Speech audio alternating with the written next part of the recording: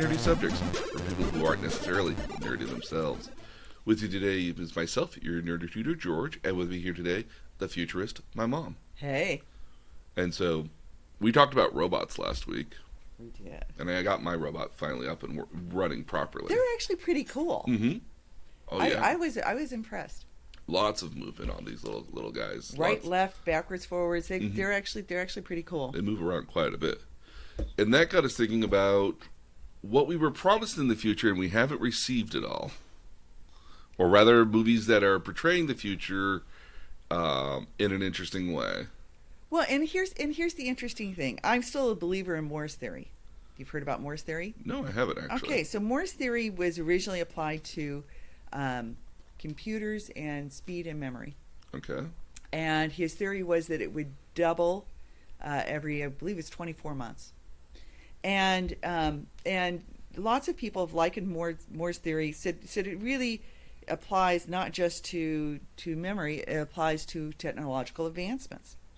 Every time you have a technological advancement, the next one builds on it. Mm-hmm. It's a building block for the next one, and that the speed of technology will keep up with Moore's theory. So let me look. I'm going to look this up just real quick. So I think a lot of what was forecast for us when we look at the perception that the number of transistors on a microchip doubles every 2 years. Okay, though the cost of the computers will be halved, and that was really true in the early days of computers.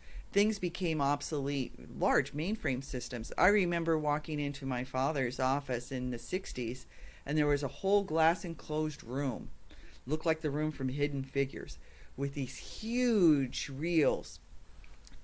Everything that was in that room is now on my laptop. Oh, okay.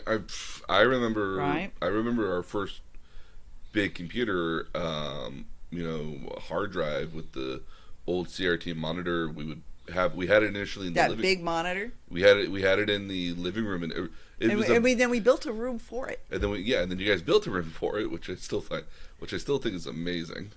We built a room for it, but do you realize why that room has that large opening and where that opening is on that wall? Mm-hmm. Do you know why it's there? Yes. Because from the kitchen counter, mm-hmm. we can look straight through there and not look like we're looking over your shoulders, but we could monitor what you were doing.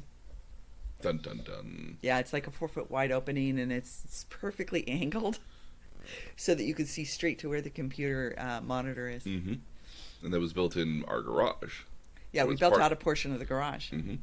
So, yeah, and absolutely true. I mean, I always tend to tell people when they're looking at buying laptops is that, spend the money now to buy a lot on your laptop, because in about 36 months to 2 or 3 years, it's going to be obsolete or it's going to be old hat. Like, I was literally at the point here today where I was like, you know what, I should probably get a new flash card or a new flash drive. The one I have right now, because I use it so much, it's a little wobbly on the USB connector, and so I was having trouble loading it initially today. And I was like, oh well, I'll just get another one. This one I think is like 8 gigabytes on it here. And then I was looking online, it was like, I could get a full terabyte flash drive for not even like $50. Yeah, well, no, I negotiated through Alibaba for a foster teen program that I run. Mm-hmm. And kids right now during the pandemic are needing flash drives because they're having to share. If you live in a group home, you're having to share computers. Mm-hmm.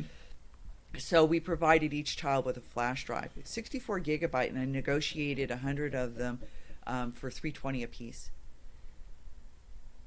$3.20 a piece, or yep. That's a really good deal for 64 megs. I bought 100 of them. Oh yeah. But we deployed all 100 of them. Mm-hmm. All 100 went into a kid's hand. Oh, no. For them to be able to save their homework. Well, not even just their homework. I mean, like in my case, again, having a terabyte stick drive here, like, and now mind you, I didn't get a terabyte stick drive. Right. I ended up getting like a 128 for like $15. Yeah. And it's still like, because again, I remember back when I was easily like 15 years ago here now, when I was carrying those to and from work, because I would keep, I'd bring my homework with me and keep it on there, Yeah. and then do my homework at the hotels in between when guests were checking in. Yeah. Because I was the late night guy and there was no managers there, so I could get away with that. Yeah. And I remember, I used to use. I'll give you my version of that. I used to use the IBM Selectric in reservations to type papers. hmm and I remember thinking like, oh man, this has got like a gig on here, man. Like that's Yeah. a lot of space I can put on Yeah. this drive. And now I'm like, man, a gig, like I think my left foot takes up that much space. Yeah. No, it's interesting because the price of those sorts of things has come down so drastically. I think of it in terms of computer camera memory cards, where you used to take, I'll take a 128 if I go to Africa or something like that, and it used to be that that I'd have one and I'd have to make sure I wiped it out and cleared it and saved all those pictures up. Now I can just buy another one because they're so cheap. Mm-hmm. So Moore's theory has come true. Yes. And the speed has not slowed down of that either. Basically, the idea was that capacity will double every 2 years, and the cost will come down by half, and that's pretty much stayed true. Because if you applied inflation to the original cost of an IBM AT, that IBM AT would be $7,000 now from the time that it was originally created in the late 80s. So Or early 80s. So there's a guy online who I follow called the 8-Bit Guy, and he restores vintage computers from the 70s and 80s and early 90s. And these are a lot of these computers are like the Osbornes and like Apple ones and like a bunch of old early Mac. Very, very old computers. I had an early Mac back in the day that had the signature of everybody who worked on it on the inside case. Mm-hmm. Yeah, again, very old Macintoshes and Apples, and he would occasionally he has the ads, or he has the clippings or the ad catalogs that came, for stuff like Radio Shack or other the places that sold these computers, and you look at the price for that, and they're the same prices today.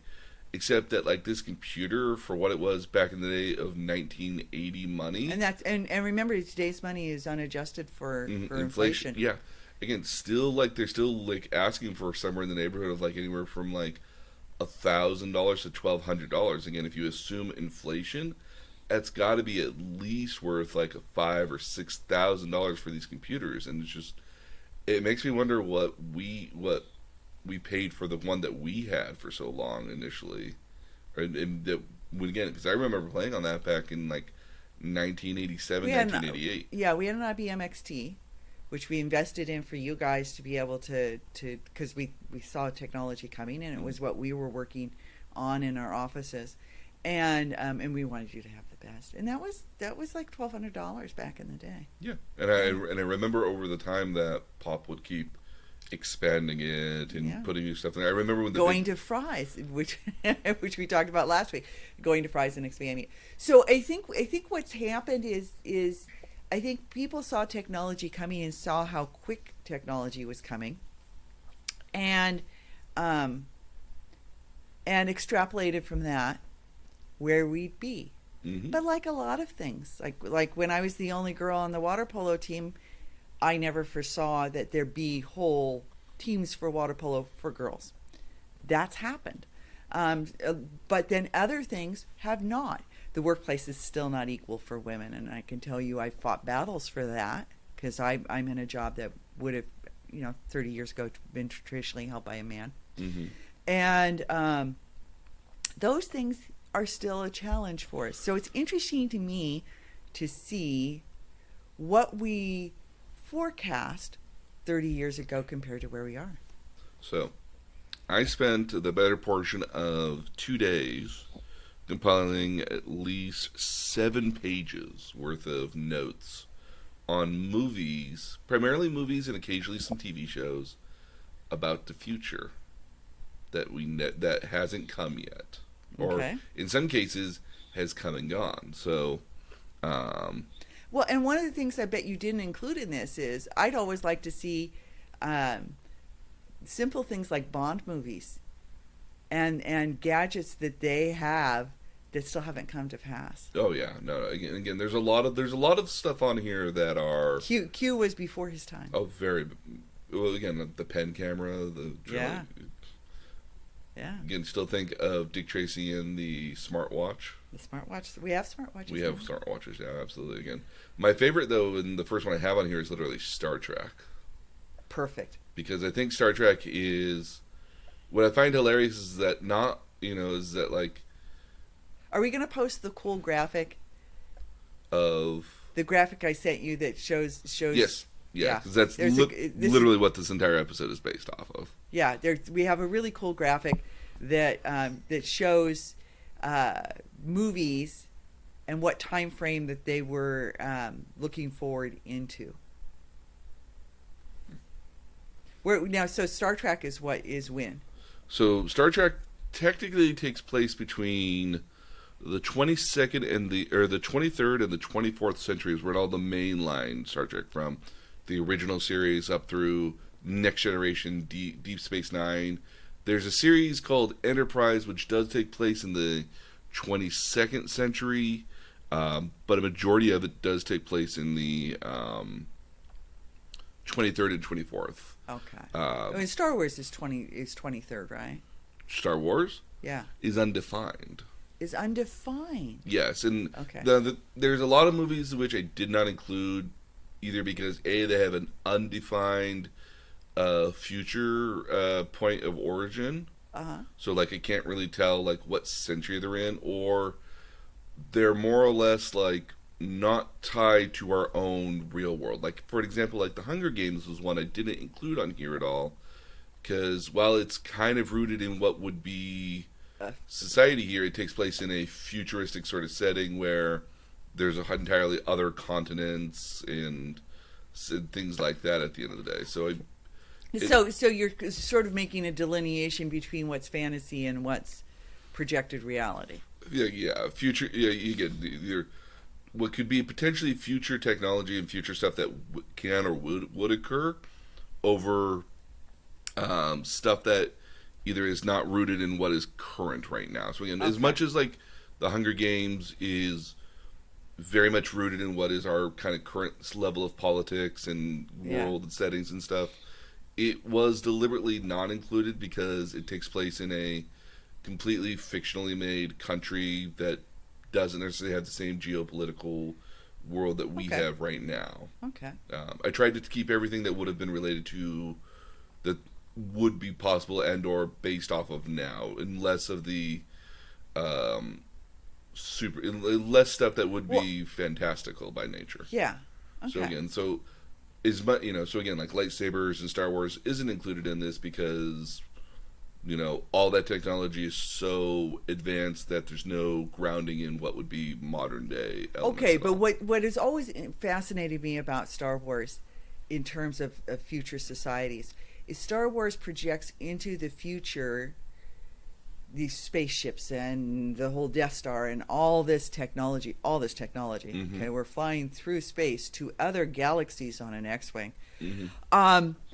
It projects all this technology, and yet the worlds that it lands on, they're living in caves.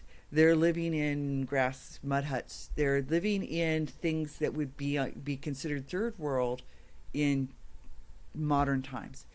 And it always struck me as very not ironic, very I know what I mean. I'm not coming up with the word, but very. It always interested me that you had all this super advanced. It's a weird dichotomy between the super technology, and yet the fact that a lot of the people, realistically though, are on these rather undeveloped planets that we don't really see a whole lot of technology. On undeveloped planets, using robots. Yeah. And the sand people are collecting parts with this weird sand ship that moves across the world. The desert, and collects pieces of left behind technology, and yet people are still cooking on an open fire in a mud hut.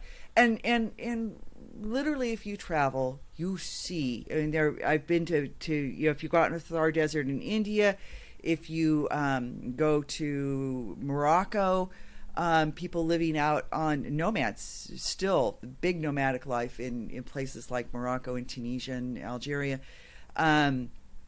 Is still nomads with an unchanged lifestyle from 500 years ago. So it exists in this world too. Maybe that's what it's mimicking. Mm-hmm. We have skyscrapers in the same country in downtown Casablanca or Tangiers. You have skyscrapers in the same country that you have people living and still selling things in Medinas that were there 2,000 years ago and unchanged and look very biblical. So maybe it's mimicking that, but I thought it was I always found it very interesting that Star Wars in every single episode features spaceships, but they land on worlds that are still, they're living in caves. Mm-hmm. And I think part of that for Star Wars, because the majority of Star Wars is set in what would be the Outer Rim, which is kind of like the Wild West of the world. You know? Because we see planets like Alderaan, Coruscant, Lando Calrissian's gig. Like these are all like very, very, futuristic with like senses, especially Naboo at the end of the day. But then you have Jabba the Hutt. Yeah, but then I have Jabba the Hutt, and I like Jabba the Hutt. I do. He's cool. I want to go to his bar. I just want to hang there. I just want to hang in the bar. One episode when COVID gets released, we'll be on theme parks, and we're going back to Disneyland. Oh, very good. Or I saw a thing of with the Marvel campus, the Marvel universe. I saw a thing on that. They're working. They're literally building that up right now. Yeah. Again, I almost wonder if it's a trip for us to go to Florida here to go visit Walt Disney World, because that'll have.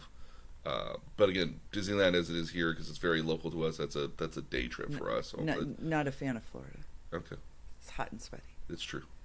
But they have the new Star Wars land that's over there, so you can go into a cantina over there. Oh, I love that. It's a place you can actually get an actual alcoholic beverage there too, apparently.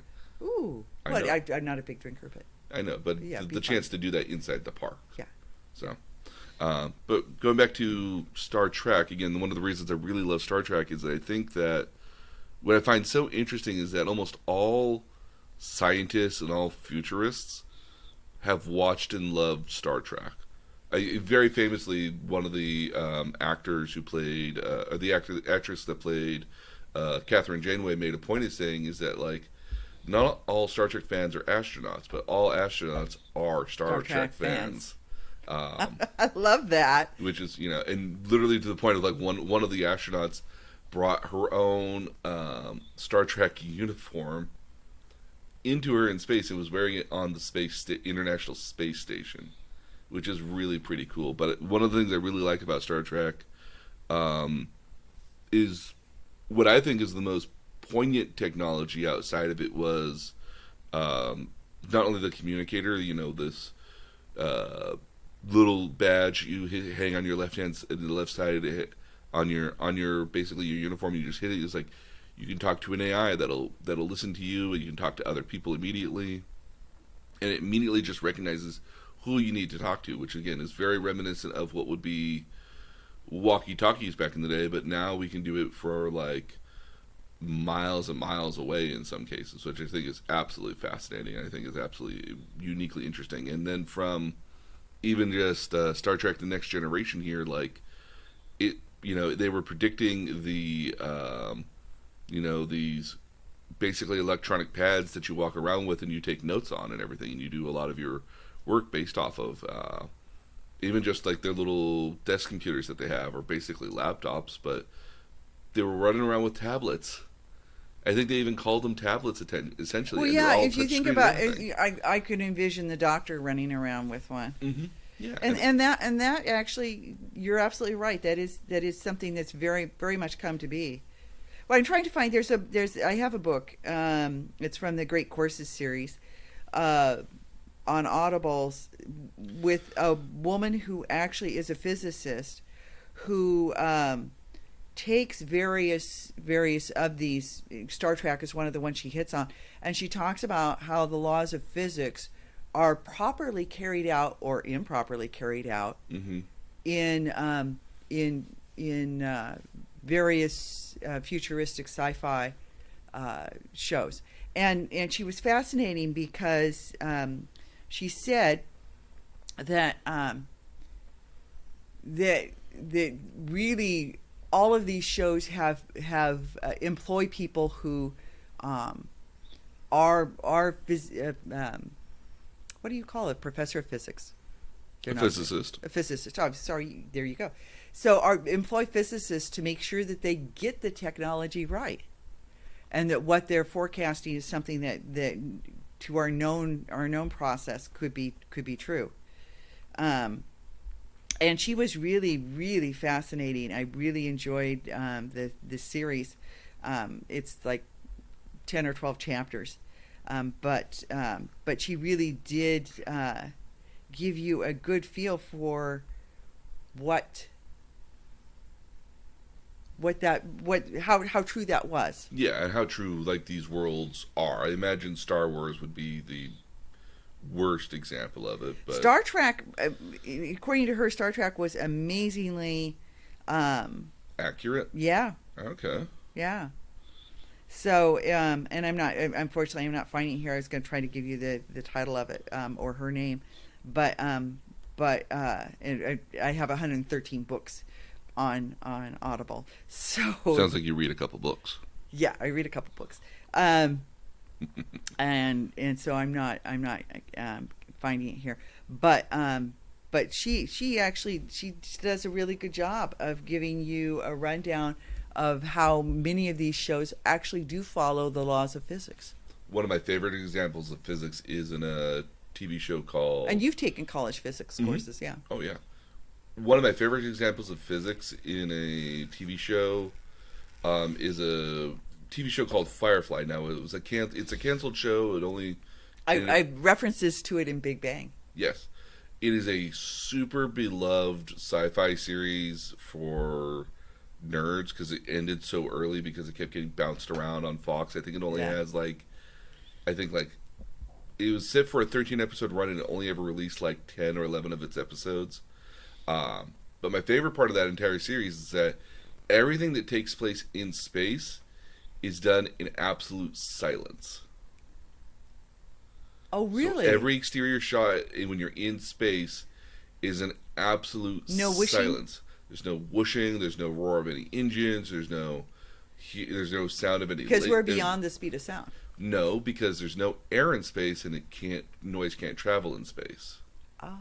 So whenever you get exterior shots of them in space, you don't hear any noise at all because again you can't because there's no air in space to allow it to bounce off of anything. Yeah. Versus when you're in the ship, you hear like the rumblings of the engines. You hear kind of like bolts, kind of like they're about to get jettisoned out of their things, and you hear like the rubbing of metal and everything. But when you're outside of it, when you're outside in space, and you're either flying past something or they're that like would make rocketing explosions away. absolutely boring. They'd just be visual. It does because again, even though the series got canceled, they had like what would have been like their final foray in a movie called Serenity, and in the process of Serenity, they actually had to do all the sound effects in space, much to the chagrin of these audio engineers. They were like, "But there's no sound. But it wouldn't. But there's no sound in space."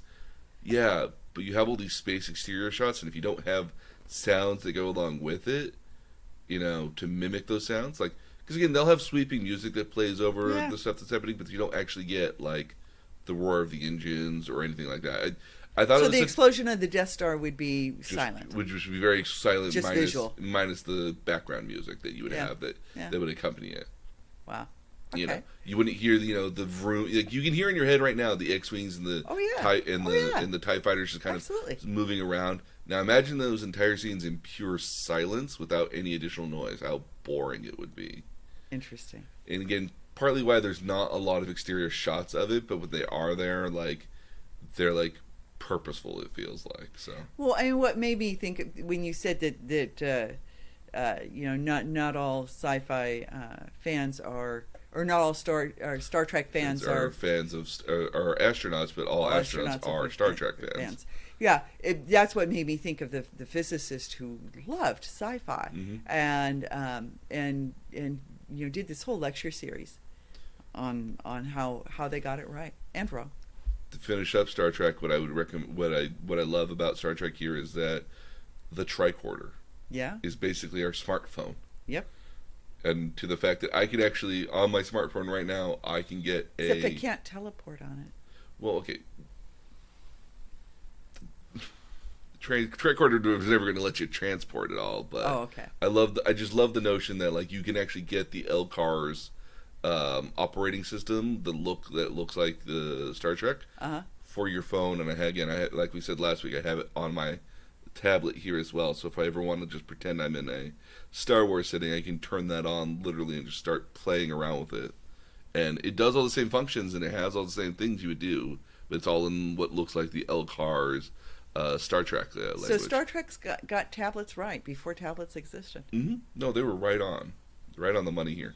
Other things, though, in Star Trek that happened but didn't necessarily actually happen, because we have to remember that when the original Star Trek was preparing back in 1968, 1970s here, they predicted the Eugenics War of 1992 to 1996.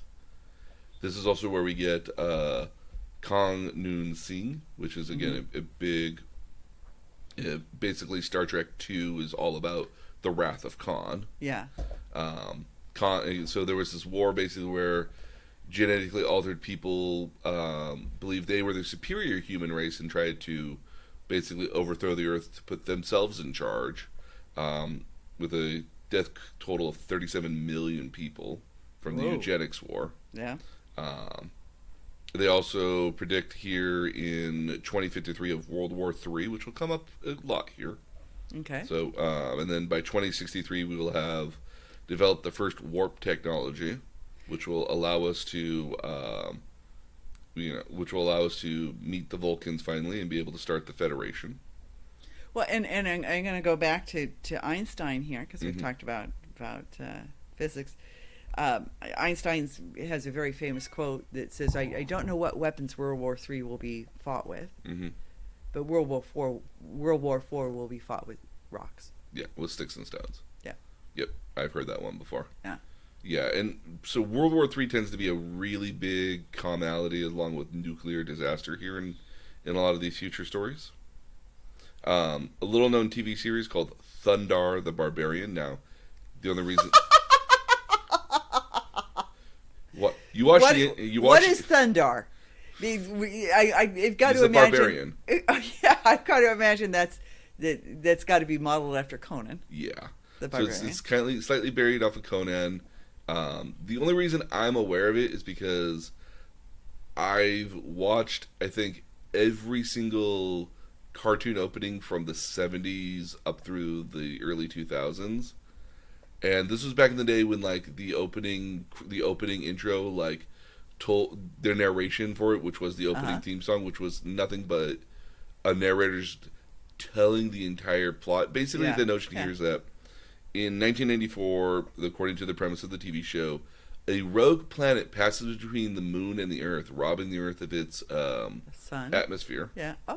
Oh. And as a result, in leaving behind these cosmic radiational sort of waves. So it causes massive tsunamis where the planet's ecosystem kind of takes back over the world. It eventually kind of dies down, and we get to the part where we get now we get like technology is still continuing to advance, but we get magic and sorcery again. And so the main part of this entire series relies on Thundar the Barbarian, who is a barbarian. With his sidekick Mook, which is like basically an analog for Chewbacca. Okay. In almost every single sense, like he's literally co-pilot of a ship, and a sorceress who aids them. Again, it is from, I believe, I want to say it's from 1982, 83, 84 in that particular realm. And it saw that happening in 1994. Saw this eventual thing happening in 1994, a couple years from then. We realized during the 80s is really when we first became environmentally aware. And a lot of people were concerned about that kind of stuff. Yeah. Interesting. The next one on my list is A Clockwork Orange. Ooh, awesome movie. Yes, A classic. very much. It predicts that in 1995 that some sort of world devastation has kind of harbored everybody into these criminal gangs. Milk has now got like drugs laced with it. Um, It reminds me of some of the stories of the Yakuza in Japan. yep. Um, and the lead title character Alex gets what we now know as aversion therapy to doing violence for criminals, essentially. Yeah, very very kooky stuff when you watch it and you consider this came out back in what, like the 70s. Yeah. Like It was very trippy. It was a very like Vogue movie. It was one of those things that if you were cool, You watched it. Yeah. You watched A Clockwork Orange. Yeah. Yeah. The next one on my list I have here is V for Vendetta.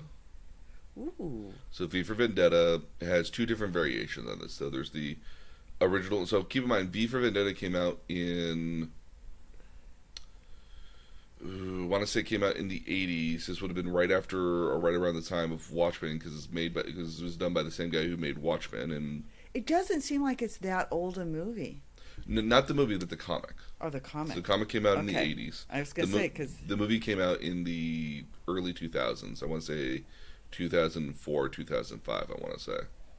But the original comic book version of it here describes that between 1985, the events all take place between 1985 and 1986. That in 1980... 1982. Yeah, so in 1982, that there's a series of... DC Comics. Yep. Okay. So it describes that a nuclear war, basically in the 1980s, devastates much of Africa and Europe, and causes basically makes most of Europe and Africa completely uninhabitable, along with the rest of the world being in just a massive poverty sort of state. Britain itself wasn't bombed, but feels the effects of all the radiation everywhere. They're close. The tectonic shifting, and obviously the loss of some polar ice caps here. And so the corporations and the fascist groups eventually take over the country that are leading to the events here. Now, in the reimagining 2005 version, the events take place in between 2025 and 2026. So we're coming up on it. Coming up on it, yeah. In which the result of the United States' second Civil War causes a worldwide disease to spread. Okay, so let's stop right there. I know, right? Right? Yeah, let's stop right there. So could we foresee in 4 years that we might have a second Civil War, given that we'll have elections coming up in 2024? And right now we're in the middle of a deadly plague. Yeah, it's absolutely foreseeable. It's almost scary that it's being foretold like this too. Gosh. I know, right? And, Yeah. and so as a result of this worldwide disease that's being spread, apparently, I'm sorry. I know. Again, It's just too prophetic. I read it and I was just like, oof. Are we sure this isn't future predicting again? Yeah. As a result of this year, neo-fascist organization basically creates a police state out of the British government, which rounds up undesirable individuals, which include political opponents, immigrants, Jews, Muslims, atheists, homosexuals, and others, to be imprisoned and eventually executed under the guise of keeping the people safe from themselves in this police state. Safe from ourselves. Which is what I think, which is what I actually do worry about as a future here, that I think there's somebody out there that's going to get control and is going to keep us from making progressions. I mean, I think the most logical variant of that right now is probably going to be abortion now. People have, the idea here that you can't do abortion because you're trying to protect human lives, but these people also don't care about human lives that are already out there. Once Yeah, so if you prevent abortion, are you then providing for the child that's going to be born? Yeah. Who wasn't necessarily planned? Yeah, and then that they literally, I find that such an interesting economy here at the end of the day, that oh, well, you have to have the baby, but we're not going to help you have the baby because you have to have the baby. People need to redefine what they consider pro-life. Yeah, very much so. Yeah, just a little political statement there. So, Terminator 2, Judgment Day. When is that? That was supposed to happen in 97. So, Terminator... So, wow. yeah. So, Terminator 2 basically tells the story... if you're not familiar with Terminator in general, it tells of a future in which AI has evolved to the point where it's a rogue AI known as Skynet, which was, I think, originally intended to be some sort of military software. Basically takes over all the computers and networks in the world, creating robotic skeletons known as Terminators to hunt down humans, with the guise of humans have basically destroyed the world and robots need to make sure that it continues onward.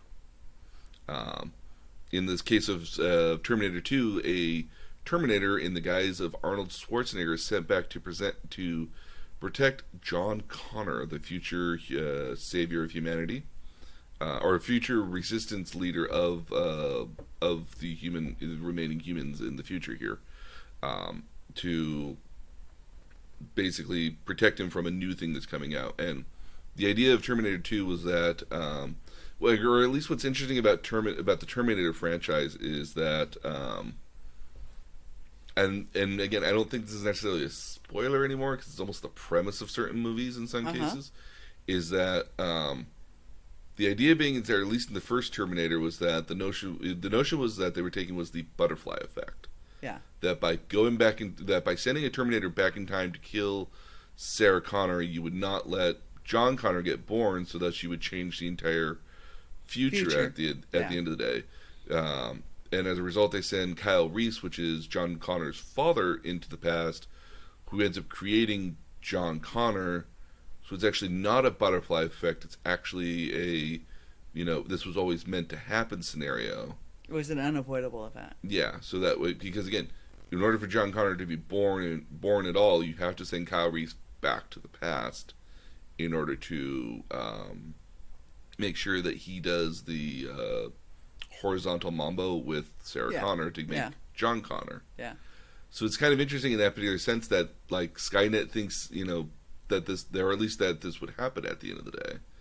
It's an interesting. It's always been interesting to me that we foretell time travel in so many. I mean, from the early mid 19th century, and with the time machine, we have always foretold time travel. But in all these versions of time travel, if time travel existed, wouldn't one of the first people you take out be Adolf Hitler? But as of now, Adolf Hitler has existed. So, therefore, I'm going to say we in future generations don't master time travel. I actually would disagree. I think we do. I think we do. I don't think we ever get to time travel. The logic of time travel is a twofold scenario.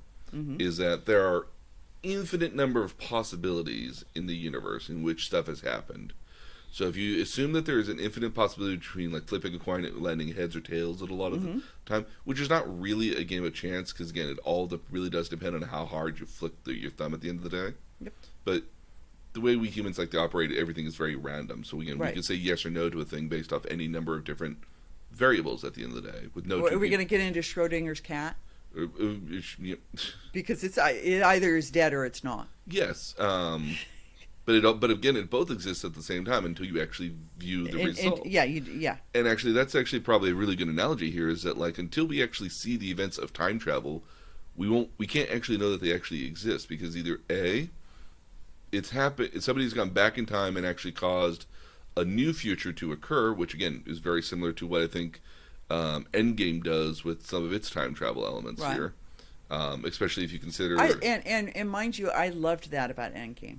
I thought it actually dealt with that well. The new Loki series is actually be very interesting in that particular regard, actually. So I'm really excited for when that comes out later on this fall. So we have all sorts of new stuff filming right now. Oh, this one's mostly filmed. I think Already done. Yeah. they're waiting. They're waiting to release it. I think it's either July or fall, somewhere around there. That's coming. There's out. some exciting stuff going on. We were talking about it before we started this podcast. Mm-hmm. Yeah. So we can go back to time travel here. Like either A, people have gone in past already and they've changed the events, but we don't notice it because it creates an alternate future that branches off from our original future, where we still exist in this future versus that future. So they did. So they did cause Hitler's death, mm-hmm. and just that, not as early as we would have liked it to have been.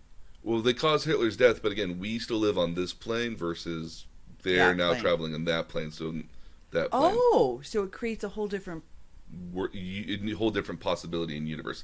This is very well explained actually in Back to the Future 2, where again we now exist. We exist on parallel A, but there's a parallel B universe that's all parallel B timeline that's going on. That now that you've gone back and changed the events, those events now occur instead.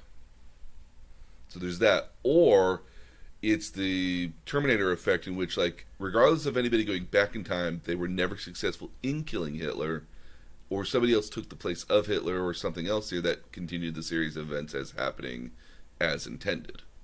So one of my favorite time travel movies, and this will sound ridiculous, mm-hmm. is Peggy Sue Got Married.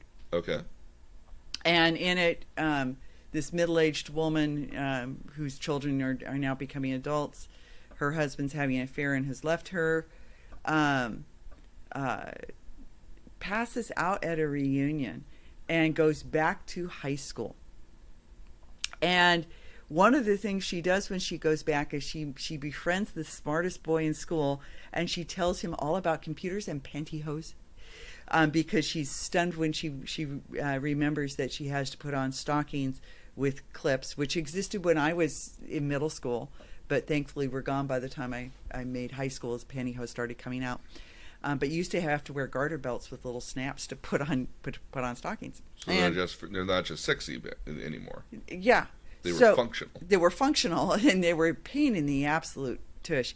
But she tells him about pantyhose, she tells him about computers, she tells him about all these technological advances that she doesn't necessarily understand because she's a housewife. Mm-hmm.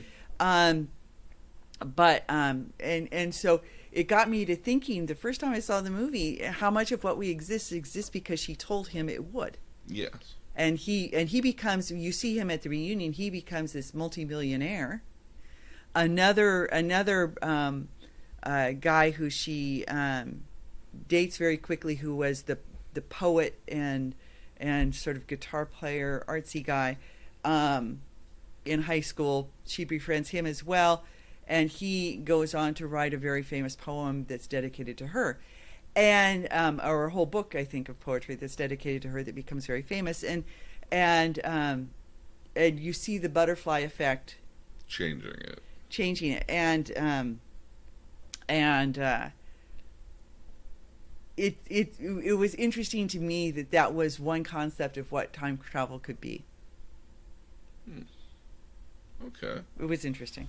Yeah, and one of my favorite examples of time travel is also actually the fourth Star Trek movie, oddly enough. So Star Trek for the Voyage Home, I think is what it's called, if memory serves me correctly. Basically takes place with the original Star Trek crew of Kirk, Spock, and them in a Klingon bird of prey, flying around the sun to go back in time to like early or like late 80s San Francisco to basically steal whales, because in the future there's an alien thingy that's over the earth that's basically like destroying it, that only speaks in whale tones, and they haven't been able to mimic that, so they figure if they actually bring whales from the past, because they're not in the present anymore because they've all been killed via whaling, that they'll be able to save humanity. That they'll be able to save humanity. Now, again, a lot of that goes to the time period in which that was filmed, which was the 80s. Right. Yep. When we were became aware, and you had Greenpeace really coming into the fore. First becoming aware of both animal extinction and climate change. So one of my favorite examples is that they need to make a glass container in the cargo hold of the Klingon ship to be able to hold the whales in temporarily Uh-huh. while they travel around the sun and through space. Um, and to do that, they need to make a certain type of glass at the end of the day. And come to find out that like they basically reach this company to make the glass for them, and the guy's like, "Oh wow, this will give you so much tensile strength and everything." And like one of the guys looks at him and is like, why'd you do that? Why'd you give him all this? That's technology. That's future knowledge that they shouldn't have. It's like he's the guy that invents it. Oh wow. So they give it to literally to the they don't realize it until later on that they realize, oh yeah, that was the guy who actually invented this technology anyways. Yeah. Of these super strong glass at the end of the day. Even in the most recent rebooting of Star Trek here, Spock puts in a formula into the computer that says you can teleport to a ship that's in warp. And he's like, well, you can't do that. The formula doesn't exist. How do you know it exists? You know, it's like, because you're the one that made it. I would know if I made it. And he's talking to Scotty at this point. Yeah. And Scotty's like, I know I would have known if I'd created that or not. And then he looks at it again and he's like, huh, I never thought about space being the actual thing that moved. And then he like finally realizes and he creates this entire. So again, like that's the version of like science. That's the version here. Well, and of sorts that goes back to Einstein's famous thought experiments. Mm-hmm. The next one after that that also came up in 1997 was Escape from New York, Mm-hmm. in which humanity's crime rate in late 1980s, I believe 1988, rose by over 400%, which basically forced them to turn Manhattan Island into a massive prison. Wow. Which I don't think would happen. The property value in Manhattan would be rather expensive to do that. You know what's interesting about a lot of the sort of apocalyptic future movies is that they don't forecast us being the better angels of our nature. One of them gets a little bit closer to that here. Okay. The next one after that I have found was Lost in Space. Launched in 1997, Jupiter 2. Uh-huh. It was mostly due to overpopulation of our world. Keep in mind, Lost in Space is what, 1965? Yeah. That They're time exploring. They're the Robinson Crusoe mm-hmm. of Space. space. Yeah. Mm-hmm. In literally the Robinson family. Yes. Next one after I have is Demolition Man. Ooh. So Demolition Man, 1996 cryogenic freezing of criminals. Yeah. And to come to 2010, which a great earthquake merges parts of northern and southern California. Because again, they're on that fault line essentially at the end of the day. And then by 2032, you have San Angeles, which is the merging of Los Angeles, San Diego, and Santa Barbara into a megapotropolis that's practically utopian in setting, almost like California has good weather. Mm-hmm. Like police force is very minimal. Everyone's got cars that drive them to places. They even have weird high fives, and they have the three seashells. Which, okay, you ever been told about the three shells? Shelly goes see. Okay, so seashells on so a running joke inside of Demolition Man. Except for so one of the running jokes is that Stallone's character curses a lot, so he's fined credits every single time he does that, which is one credit. And then in going to the bathroom, they don't have toilet paper anymore. All they have are these three shells. And we're not talking bidets. No. So Stallone makes a point of coming out of the bathroom and asks, he's like, "What the hell is up with the shells?" And everyone kind of looks at him funny. This is like freaking Neanderthal. He doesn't know how to use the shells. How do you use the shells? Nobody ever explains it. Nobody ever shows you what the shells look like either. It's just this running joke throughout the thing. And the way Stallone eventually gets around it here is that he goes to a machine that finds him whenever you do curses. So he just curses a whole bunch, grabs the paper fines, and takes those to the bathroom with him. Cute. Again, a nice running joke here. You have this is one of my favorite ones, which I don't think you would have thought of here at all. Knight Rider. Oh. Yeah. Knight Rider, a very popular show of the early 80s or late 70s. I want to say. Well, let's see. In which you have a talking. You have a talking car named Kit, and you have sonic pistols. So this isn't like My Mother the Car. No. Which was also a 1982. talking car. Yeah, 1982. 1982. In which David Hasselhoff. Guns are outlawed here now, but you have sonic pistols, and the idea was the talking car was to help you do crime. I never watched the TV series, so you'll have to. Well, and I wasn't a big fan of it, but what time? Because I always thought that was pretty much in modern times. It's set into 2000s, is what they're saying. So, yes. Well, okay. So not that. So 20 years ahead of its time. Yeah, he is of sorts a crime fighter. Mm-hmm. He's Michael Knight. He's a high-tech modern crime fighter assisted by Kit, an advanced, artificially intelligent, self-aware, and nearly indestructible car. Which was just a Pontiac Firebird Trans Am. If Yeah. that serves me. Yeah.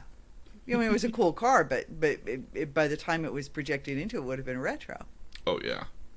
And I don't remember having a real sense that it was really that far into the future. But I guess 20 years really wouldn't have been that far into the future. Mm-hmm. Again, according to the Wikipedia article, But he was a self-made millionaire. He always reminded me of Bruce Wayne. yes, not a bad. Again, Hasselhoff as Bruce Wayne, not a bad choice at the end of the day. Back in that day. Yeah. Yep, that's true. So then we get to the 2000s here, and I think you have the most prolific one of all, 2001: A Space Odyssey. Okay, so in the 60s, Mm-hmm. that's really what we thought the future would be. Remember that in the 60s when that was filmed, and it's an awesome movie. Oh yes. And it really does warn about what technology Mm-hmm. could end up with. Yeah. Get us up to yet. But in the 60s, we were revolving around the moon. We were sending satellites, and we had the moon landing Mm-hmm. at the end of the 60s. And this film was, what, 66, 67? 60, yeah, around that time. And I remember the first time I saw it. We really did think that in 40 years, 30 years, we would be on spaceships, living in outer space on spaceships. That this would be. I'm annoyed that we're not there already. I am as well. We really did foresee that we were on the moon. We were going to Mars was next, and we really did see the space program much further along than it is. I mean, it really suffered a setback with the Challenger, Mm-hmm. which was the shuttle that was blown up in 81, 82. Somewhere around there, yeah. Yeah. Even just the Apollo 13 kind of slowed it down a bit, I think. Yeah. So in the 60s, we really did see that as an immediate future. Mm-hmm. And yet, when you look at it at 2001: A Space Odyssey, it really is forecasting a time that we're still nowhere near. It does forecast video conferencing. Video conferencing, advanced AIs. Yep, advanced. Hal, Mm-hmm. Dave. There's some great. If you haven't seen it, there's some great conversations. Mm-hmm. I can't do that, Dave. I can't do that, Dave. In which AI actually becomes very menacing. It's In a cold, calculated way. and the ending is a different kind of apocalyptic. Mm-hmm. Yeah. Again, I found it to be. I want that future already. Why can't we have that future already? You know, and when I was, because when I watched it, I would have been, 10 or 11, 12 years old. Mm-hmm. And I was really excited that that's what the future would be. I was excited that I would live to see that. Because to me, that seemed very probable. Oh, yeah. I'm hopeful that I will get to see it in my lifetime at this point here. I'm hopeful that you will too. So, as a veering off from the major movies and TV series here, I wanted to talk about Mega Man. So, Mega Man which is a Capcom video game series originally published for the Nintendo Famicom in 1984, I want to say originally. Originally took place in 20X. In X being just, again, the original way the way it was designed was to say 200X. So it would happen within the first 21st century, the first decade. Sometime between 2001 and 2010. That a robotics revolution would basically make it so that robots would start doing common jobs for us. Like garbage and other stuff like Roombas. that. No, I mean taking out the garbage. You'd have a firefighting. You'd have a Rosie. You'd have Rosie is a reference to the Jetsons. So there would be this big franchise here, and what would happen here is that there was a guy by the name of Dr. Wily who also helped develop these robots, which basically figured out the way to turn these robots against humans so that he could take over the world, and then Mega Man is supposed to basically stop him. Yeah. And eventually got changed to 20XX, signifying it could happen anywhere between that first year. The follow-up series to that, which is known as Mega Man X, takes place in 21XX, so in the the 22nd century at this point. It's painting a similar version where there's a character named X, which is the evolutionary line of Mega Man, and they're able to basically replicate this android into what they call Reploids. And these Reploids, basically carry on a lot more human sentience at the end of the day. Most of the population of the world is now these humanoid robots, essentially. But some of them go, either A, they go crazy, or B, they revolt against what's going on. And they get turned into what they call Mavericks, and then X is designed to kind of come in on the back end and stop them. So there's the Mega Man franchise. Speaking of time travel, you have the Time Cop that says in 2004 time travel will exist as a way of stopping crime in some way or form. So you could travel backwards and prevent the crime. There have been a number of shows that did that. Yeah. Well, because I think it's this nice idea of being able to say, like, we can go back and fix our mistakes. Or prevent them from happening. Precisely, yeah. There have been a number of TV shows that forecast being able to do that. Another one that came up here was Transformers, the movie. Yeah. Apparently takes place. Apparently, they calculated this so this was in early 80s, mid 80s TV show based off a very popular line of Japanese toys, right? Which are still very popular to this day. Yeah. I want a Bumblebee. We all want a Bumblebee. Just saying. So it takes place in 2005, the movie does it list, in which the Autobots which are these giant, massive robots that turn into vehicles and other stuff here, have helped human technology advance to something similar to what they have. Now they're sent by outside aliens. So again, the Transformers are basically aliens, but they're robot aliens, I guess is the best way to describe them. I mean, they all have what they call the spark, which is kind of like the way of calling it their soul or their brain or their heart, even, I guess is the best way to I don't know the best way to describe that necessarily. But the Transformers they have personalities. Oh, yeah. No, they're fully sentient, humans, except they're all made out of metal and transform into cars. So, you have, again, the Transformers at least said that we would be at their level of technology by the movie, when that would have been set in 2005. Okay. So, that didn't happen. We just finished watching Bicentennial Man. Yeah. It's supposed to take place between 2005 and 2020, in which they get the robot at that point. It's not specific. And that was filmed in the mid 90s. And so they foresaw in 10 years that you'd have house robots. Yeah. I foresaw that too at the time. Now, if you go to Japan, I would like a house robot. Now, if you go to Japan, there are some house robots. They're not commonly sold. They're very much prototypes. but they're the same kind of robots you can go to like Boston Dynamics and see as well. Okay. So they are working on it. Well, and we must be close because, as I've mentioned before, we have robots in parking garages. Mm-hmm. We have robots in our Amazon facilities all the time. Yeah. So, next one I have on my list is FreeJack. Oh. So FreeJack basically presumes by 2009 the super wealthy have figured out how to gain immortality. And you know how they gain immortality? How?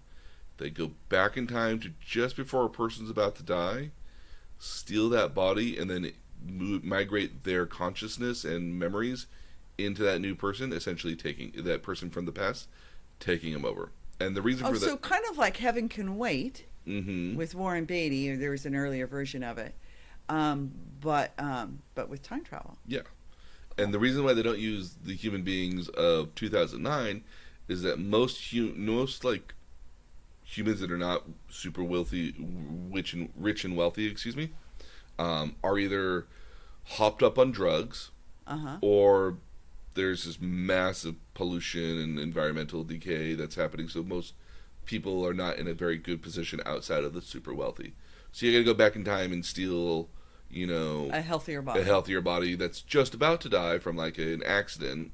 In this case, they steal a Formula One driver before he crashes into a wall, I think it is, or he has a horrible crash. So that way you can't find the remains, or the remains get charred at the end of the day. And it also predicts the ability to move your consciousness over to a new body. Yeah. So I found that to be interesting.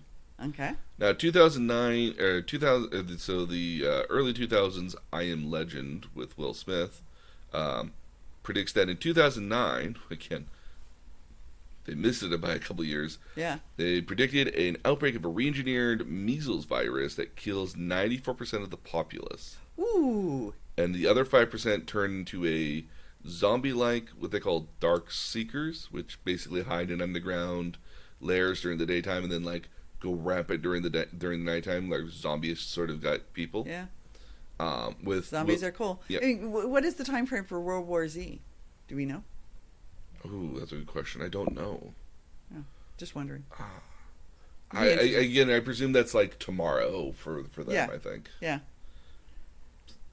Then you also have the great movie of 2012. Remember, if there was a movie called 2012. Well, yeah, because the Mayans predicted the universe would end in 2012. They didn't really. It's just when their calendar ended because they ran out of space. Either A, they ran out of space, or they're like, it's so far in the future, we're not going to future-proof ourselves. Yeah. And yet everyone was like... So, essentially the notion there in I Am Legend is that by 2008, they're noticing these weird solar flares that are occurring on the sun. And that those solar flares are going to interact with our tectonic plates and our oceans, or at least the moon, and wildly change the gravitational constant of the Earth to change its orientation and cause all these natural disasters at the end of the day. So that what ends up happening is that the Earth governments basically decide to pool money together by charging individual people £1 billion is the currency that they're using here to board these Ark ships, so they can save 100,000 people at the end of the day. So they're going to save the wealthiest, not the smartest, not the best equipped, but the wealthiest. I would dare say that some of the smartest people are those wealthiest people. Okay, Bill Gates and Melinda, are getting on, So, but not all, and hopefully Warren Buffett, but Michael Jordan will make it on there. Kobe Bryant would have made it on there back in 2012. I know, probably not the best one. Yeah. I'm just, you can buy your way on. Okay, so the next one I have that we found was The Postman. Yeah. So The Postman, again, apparently the notion of this one here is that some sort of unspecific apocalyptic event in 1997 basically ruined the world and kind of pushed everybody back into like no technological updates and like everything is ruined. And Waterworld does the same thing. Yeah.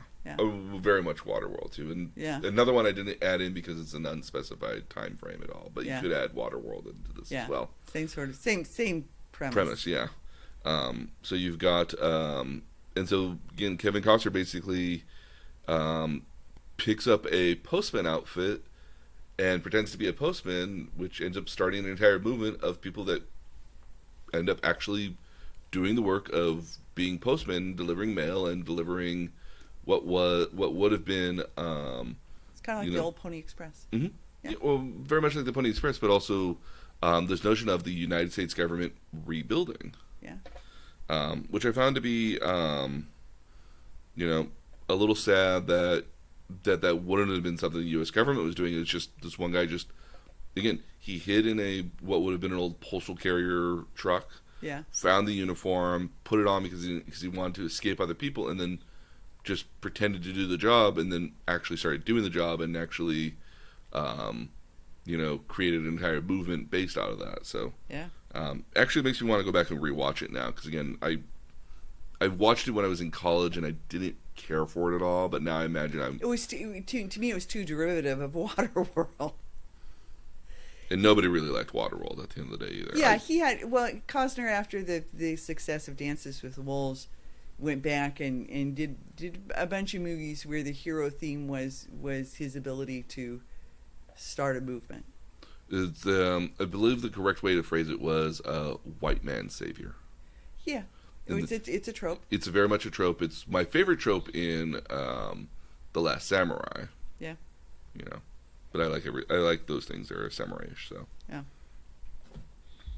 let's see. Then we've got Back to the Future Part 2, which is telling it was 2015. 2015 is when they go back to, and it describes flying cars. I want flying cars. I feel robbed. When was that filmed? 1985, 86, 87, Okay. or between like 1980 and 1985. Okay. So Yeah. So they foresaw flying cars. The Jetsons again foresaw in the 60s flying cars. they also foresaw 70-inch televisions. Okay, that's come to pass. Flat screen 70-inch televisions. That came to be. They foresaw holograms. They also foresaw the 19th iteration of the Jaws movie. Jaws was a great movie. Mm-hmm. I remember seeing that in the theater. One of my favorite bits of it here was again, keep in mind that Marty McFly goes into a retro futuristic cafe, which again we've seen some of those in the 90s as well, Yeah. which I think are very kind of Yeah. kitschy. Well, Disneyland is Tomorrowland. Yes, and I wish they leaned heavier into it. Yeah. I really Yeah. do, because I think what part of the charm of Tomorrowland back in the day was that it had this sort of retro futuristic sort of aesthetic to it. Yeah. I wish they went back to that. Yeah. You see it here and there, but I really do wish they had a lot more of it. Yeah. I think one of my they hoverboards, which Yep. again predates what we now would consider actual bullet trains in a lot of cases. Just keep in mind the way bullet trains work is they're not actually they're kind of hovering above the track and being pushed forward by magnets. We've ridden on one. Mm-hmm. They're pretty cool. Very fast. Yeah. And smooth. Oh, so smooth. Yeah. I can't wait till we get them here in the United States eventually. Yeah, eventually. They keep killing the one that's supposed to come from LA to here.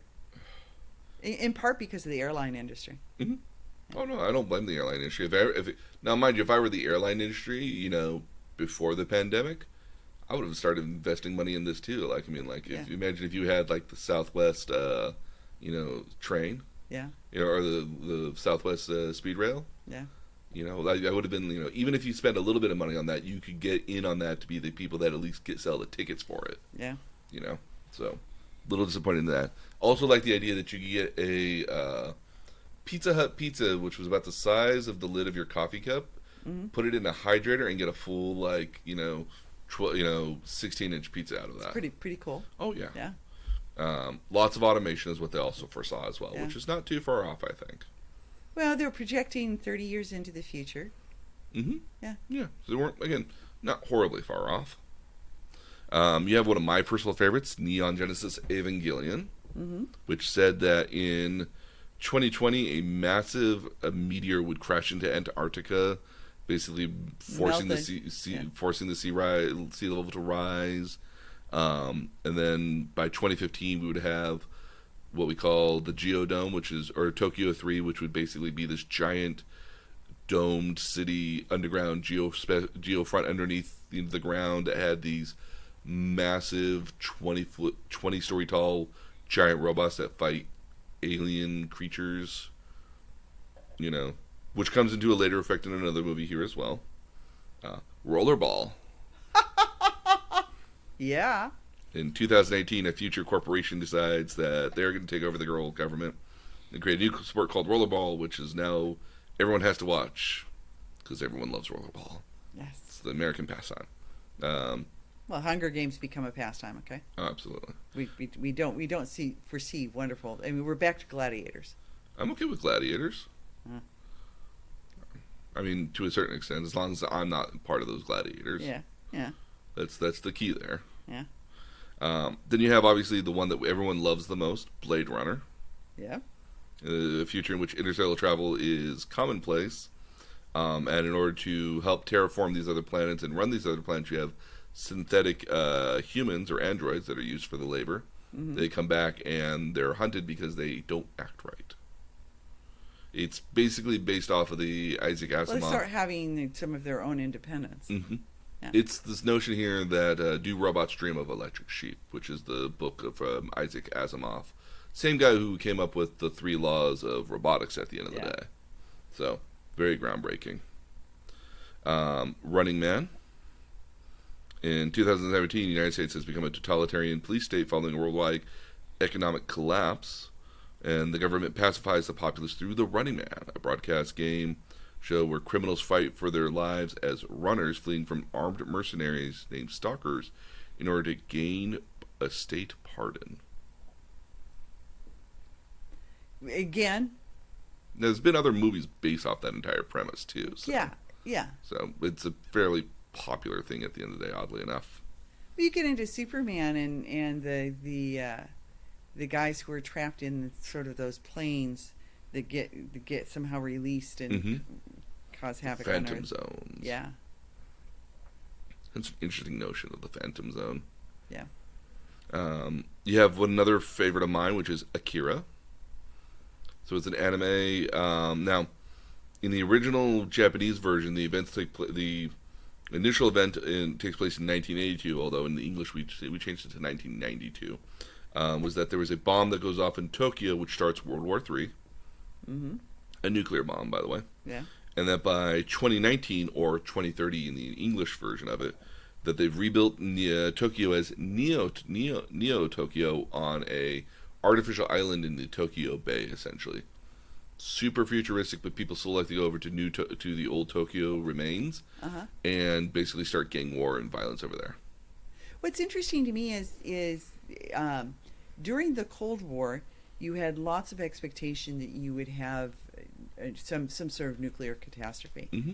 I think in the movies that are post 1989, 1990, or the books or the comics, you see less of the nuclear war element. I think you see, yeah. I think when the Berlin Wall comes down in '89, that changes our outlook on nuclear weapons and stuff. The Cold War. Yeah, and we start moving away from that. I think we start moving more toward pandemics and environmental, technology. Environmental catastrophes. It's interesting. So then you've got Pacific Rim. Mm-hmm. By 2013, they say that kaiju monsters start appearing out of the ocean, and that by 2020, we've created these giant robots called Jaegers that beat up the kaiju. And the kaiju are kind of like Godzilla. They're all Godzillas, yeah. Yeah. And the robots are just basically Evangelions for the most part. It was literally when I was watching the movie, and I was like, oh man, this is just like Evangelion. Like, there's a lot of stuff parallels to that. Benicio del Toro, or not del Toro, I think that's the guy. I can't remember. I can never pronounce his name. He did Hellboy and a bunch of other these cool kind of gothic-y sort of fantasy stuff here. He basically said this was about as close as we could get to Evangelion. Yeah.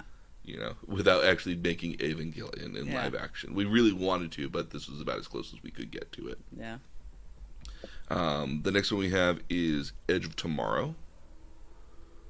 So Edge of Tomorrow presumes that in 2015 an asteroid falls on Germany with a bunch of aliens on it, and that by 2020 they've taken over all of Europe and are slowly taking over the rest of the world here, and that a massive military force is going to stop them, except the military force is going to stop them with these new powered exosuits that we've found. That we've created. That we found? That we created, excuse me. Okay. And these exosuits basically just are kind of like what modern... Iron Man. Yeah, but these exosuits are very bare bones for the military. Because, again, they're sending out like hundreds and hundreds of waves of humans to do this. Thousands of people. They're basically just like... And again, they are very practical for what would be modern day now. Again, they're basically... Star Wars? Not even Star Wars related. Not even close to Star Wars. Again, these are basically just in Edge of Tomorrow. They're basically just kind of like bars attached to your limbs that give you the ability to lift more and move a little bit more even.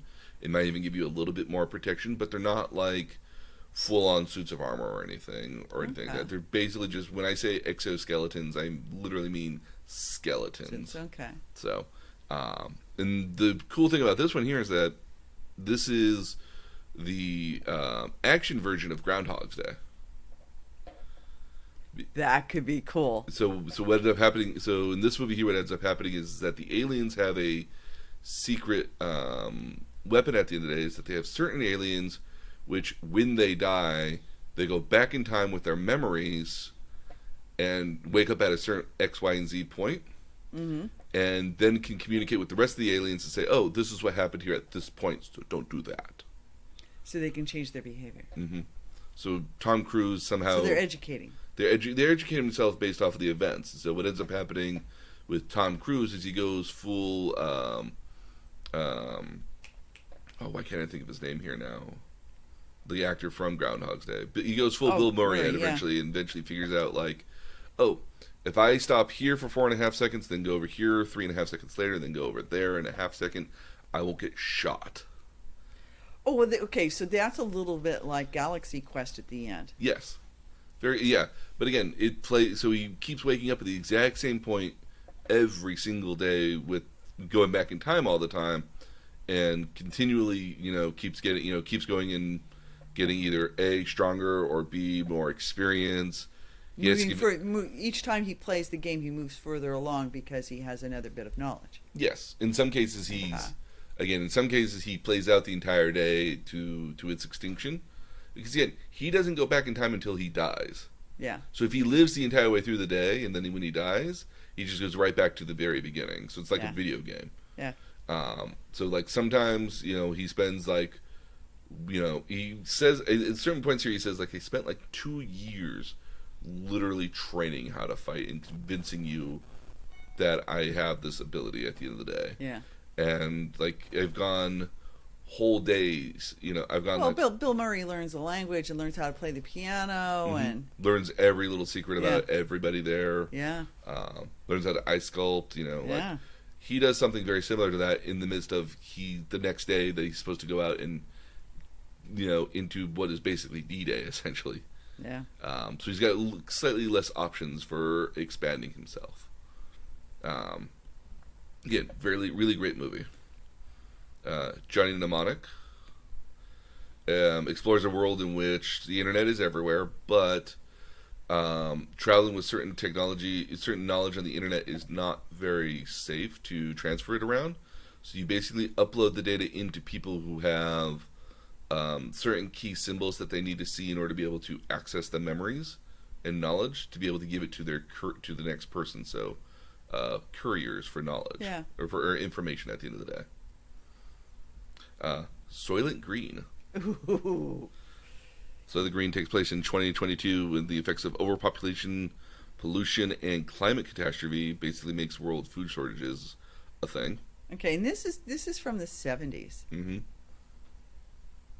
I mean, it just... They really did think 50 years in the future we were going to be out of stuff, yeah. Yeah, well, I mean, we were told... at the time, we were seeing famine in Africa and beginning to become aware of environmental change. and that really was, we really did think that ecological collapse was imminent. So now we start a point in which, and again, you still love the ending bit of the entire movie is still probably the best part. I won't spoil Yeah. it, even though I'm Yeah. pretty sure it's been spoiled a billion times. Yeah. So, Well, people haven't seen it should see it. hmm so now we get into the point of potential future stuff, because this all happens before. Again, keep in mind, if you're watching this from the very far-flung future, we're recording this in April of 2021. 21. So up to this point, we've gone through movies and television shows and Events that should have should otherwise happened by now. according to the movies, yes. Yeah. The stuff going forward here is stuff that could potentially happen still. Okay. So, you have Repo Men. Hmm. Now, Repo Men presumes that by 2025 you have advancements in prosthetics that create bio-organs. Yep. And so basically replace other internal organs in their body, so liver, lungs, hearts, kidneys. And again, Bicentennial Man foresees that as well. Mm-hmm. And that in this world here, the products are being all these bioengineered organs here are created by a company called the Union, which will send out repo men if you don't pay or are unwilling to pay for your prosthetics. So you got your prosthetic and you're on an installment plan, and you miss a payment, they're going to take it back. They're gonna not only are they going to take it back, they're going to take it back from you while you're still asleep in your own bed, yeah. essentially killing you. Yeah. Because again, they've just got to physically take it out of the body. Yeah.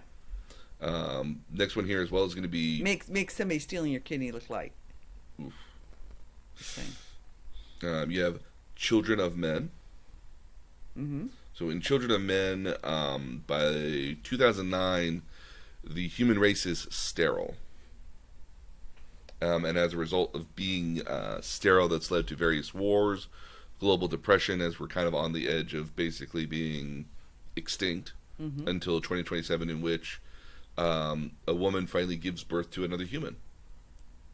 And this is the first time somebody's giving birth to somebody in 18 years. So, Wow. yeah. So there's an interesting theory there on that one. And we're becoming sterile because we've contaminated our environment so much. Precisely. Yeah. My other next one here I have is Hotel Artemis, which is definitely a great little movie if you want to watch it. It's really funny, really good. It basically predicts a future in which water privatization in Los Angeles has basically caused riots to start breaking out throughout the city. So a team of robbers basically decides that during this massive series of riots to break into a bank. They get injured along the way, and so they basically get into what is Hotel Artemis, which is basically a members-only hotel/hospital for people who are criminals. Everyone has their own code name, and inside there are robots that do surgery on you and 3D printed organs.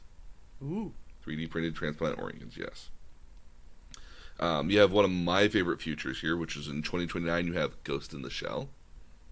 So we've talked about this one before. I think this is the idea of cyberization of people, basically the people's brains being cyberized to a certain extent that allows you to interface with other electronics, so other robots, computers, the internet, all sorts of stuff here. You have iRobot. Yeah. So another Will Smith vehicle here. You had humanity by 2035 has developed humanoid robots that for the last 10 years that have done all sorts of various jobs for us. Yep. Not unlike Mega Man, I want to presume. And then the most recent version of Advanced AI has basically decided that, humans are not very good at keeping themselves alive because they keep trying to kill themselves. Why don't we just make sure humans stay alive by... And this is kind of a corruption of the 3 laws of robotics at the end of the day. And the first one being is that a robot can't do harm to a human being, but they kind of stretch it to say, like, well, we can't do harm to humanity if we keep it alive. Yeah. That kind of sense here. You have one of my favorite movies of all time, The Martian. I love Matt Damon in The Martian. I really do. It is such an I don't care if I'm midway through this year. If I catch this on TV, I am watching it till the end. It's Yeah. just like Shawshank Redemption. It doesn't matter where you catch it at; it's still worth watching. Excellent, excellent movie, by the way. Oh yeah, very much. And The Martian presumes that we've been doing manned missions to Mars with the intention of colonizing it within a couple of years, and that we're currently on our third wave of it here. So this kind of also highlights that we have oxygenators and water And generators we're growing potatoes and from soil that's Yeah. from Mars theoretically. Yeah. So that would now mind you, it's fertilized with poop at the end of the day, which is Yeah. but it still means that you could theoretically colonize Mars, assuming the atmosphere was a little less hospitable. It would seem. yeah, And not so much as that like we're able to travel to and from Mars within the span of like what seems like about like 9 months or something. yeah, So that's pretty cool in and of itself too. yep, yeah. Next one we have on here is Moon, which I highly recommend people watch. I've never heard of this. So it's Sam Worthing, or not Sam Worthing. It's I can't remember his name. It's Sam something. Basically, he's like an artsy kind of guy. He's an artsy sort of actor. It's the same. Uh-huh. I want to say it was Sam Worthing, but I don't think that really is. Do you remember Iron Man 2? Yes. He's the bad guy from Iron Man 2.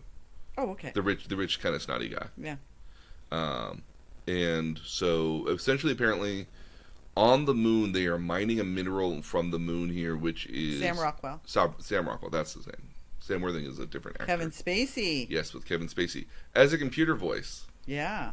So basically, in Moon, the idea is that they're mining a mineral from the moon that's being used on Earth in semiconductors here, and that Sam Rockwell has a 3-year service term on the moon to be able to do so for his work. Essentially, he manages all these different rovers and stuff that's happening there on the moon, and that after 3 years, he basically gets into a pod and that'll send him back home to get picked up and go back home so we can put him in stasis. Really, he's a clone. Oh, And so and he doesn't know he's a clone. He doesn't initially realize he's a clone. It's just that every single time he wakes up in the med bay, and he's like, "Oh, well, I'm just in the med bay, whatever." Yeah.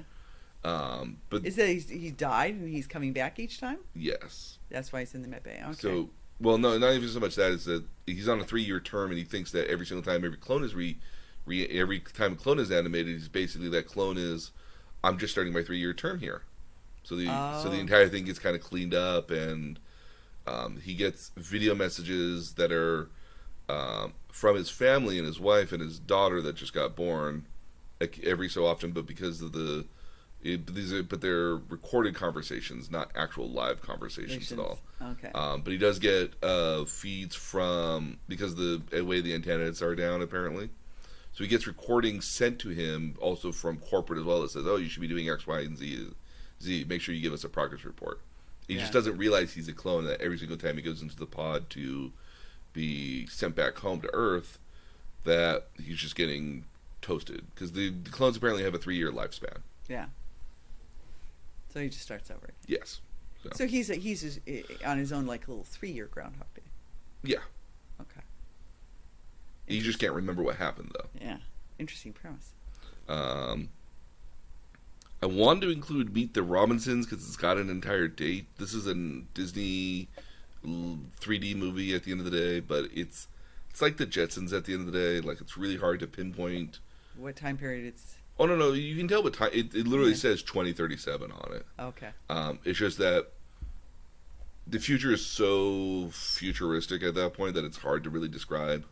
It's almost Star Wars level. It's a different world. Yeah, it's almost Star Wars level future at that point, even, Okay. I want to say. The other fun one I like here is Ready Player One.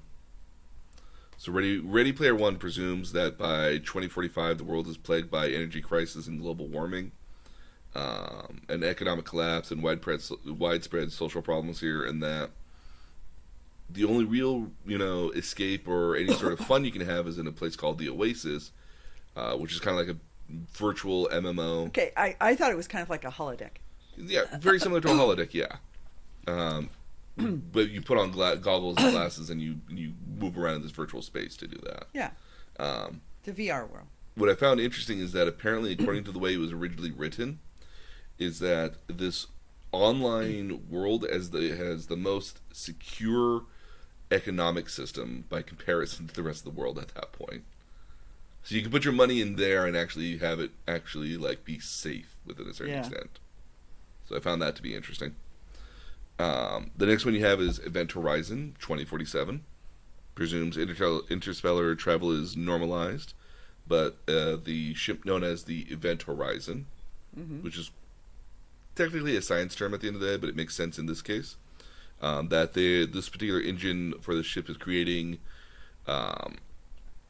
time-space rifts that it's traveling through in order to do different stuff.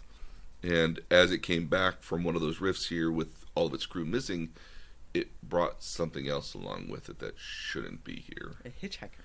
A hitchhiker that's corrupted the ship. Yeah. Then you got another fun one here, Minority Report. Presumes by 1954 precognition humans exist that they can predict when murders are going to happen. And that you're able to slide your fingers through the air and view different stuff on a computer screen that's see-through. Yeah. Which I don't understand at the end of the day. I always found that to be very odd. Well, it's interesting. I have to laugh when I see things like CSI that show the computer screens that are sort of clear and transparent, and all these computer graphics that don't exist. That just don't look like computer stuff. Yeah. And that's in modern stuff. Mm-hmm. I mean that's in stuff you see now. Yeah. It's part of the reason why I like what's the one show that popularly likes? Criminal Minds? Yeah. Yeah. Where at least when you look at Garcia's computer on there, it looks like something that would be from a database or something. From our time frame and realistic. Yeah, you would seem a little bit more realistic, and the databases are like, yeah, that looks like a database kind of screen, a very old database screen in some cases, but it looks like a database screen at the end of the day. Yeah. So again, Minority Report, a lot of cool little gadgets in there as well. Love the from that one there, they basically have self-driving cars, which are these pods that kind of go up and down vertically and horizontally and all this stuff. I think that's pretty cool. Let's see, you've got By the way, I am so disappointed that so many things saw the self-driving car, and that hasn't happened yet. I am waiting for the self-driving car. I think the only problem with the self-driving Waymo, I see Waymo. I know. Out in the neighborhoods. Yeah, again, we're in Silicon Valley. I think the problem with the self-driving cars, and the reason why it's not more ubiquitous right now, is because A, people like to drive themselves, and B, the only way self-driving cars really work at the end of the day is that there's no humans on the road. There's no human drivers at the end of the day. If there's no human drivers at the end of the day, the robots because it can predict.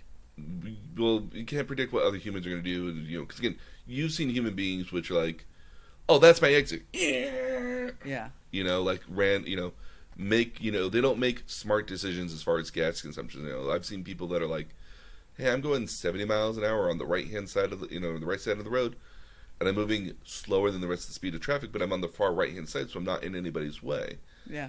And people are just like veering to get around me as fast as possible. On I-5, which is an interstate that goes from the Mexican border up to the Canadian border, and there are long stretches of it, and people zooming in and out.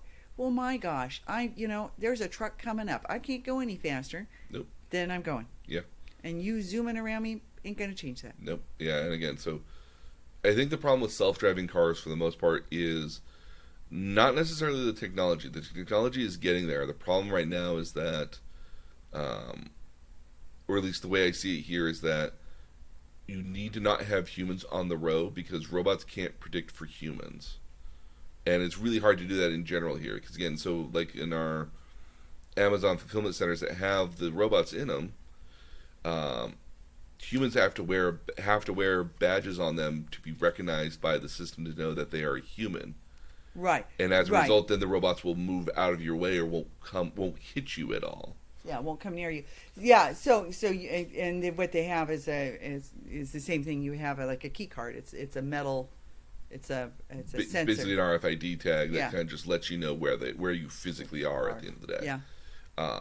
So it make sure that robots, who are also there in the field don't, recognize where you are and like, okay, we are going to dodge this person. But even that human still has to stay in a particular glide path because those robots, as much as, if you move in the wrong way for one of those robots who's moving right past you, they're still just buzzing right past you.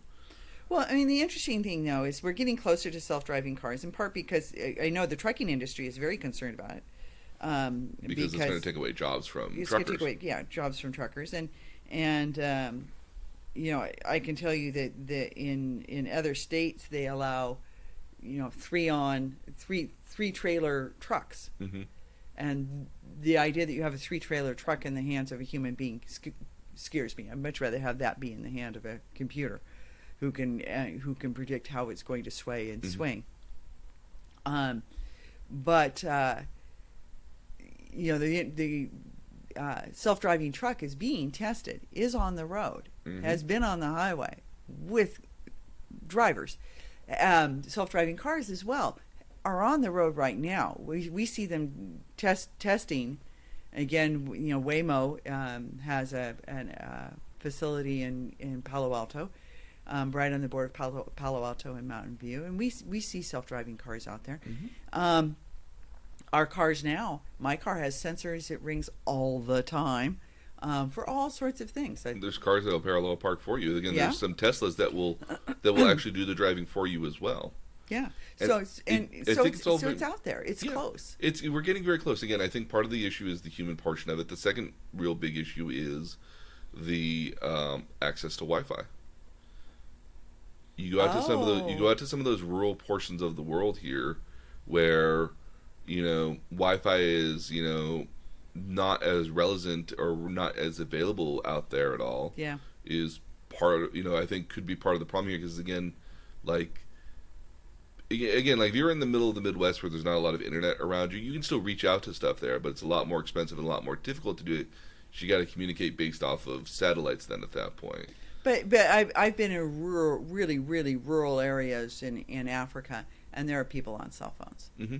So again, I think that's becoming less of an issue, but I think in most cases of robots making a lot more smarter decisions, you would want a more heavily Wi-Fi'd area to be able to access that with more towers. I still lose cell phone on Pacheco Pass, and I'll be on conversations with people who lose cell phone because of where they are. Yeah, so it's coming. It's coming. Again, I think the real barriers that'll be for this is going to be that there'll still be a lot of people.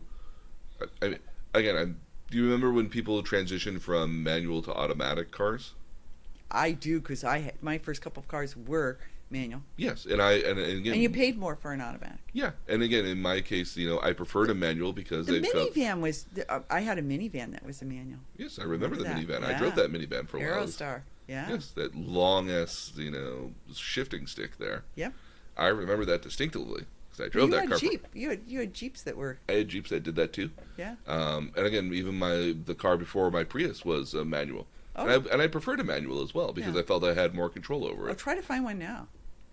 Yeah, manuals are almost impossible to find, and there's not a lot of people. By manual, we mean something with a stick shift. Yeah. But try to find a manual car now, and they're very difficult to find here, and then B, try to find a person who knows how to drive a manual. Yeah. They're becoming far and far less common here. Oh, your siblings couldn't. No, and I think what'll happen here in the future will be that will be somewhat similar to this. There will be people who get to the point where they, well, I don't know how to drive. I've had self-driving cars for me. Yeah. But I think what you'll also have is you'll have a younger generation that'll be, not my niece's age, but people who are born today that'll have self-driving cars. They'll just be like, well, why would I drive a car? There are self-driving cars. I will just take the self-driving cars, and it'll be our generation, or at least mine, that will phase out of actually driving the cars.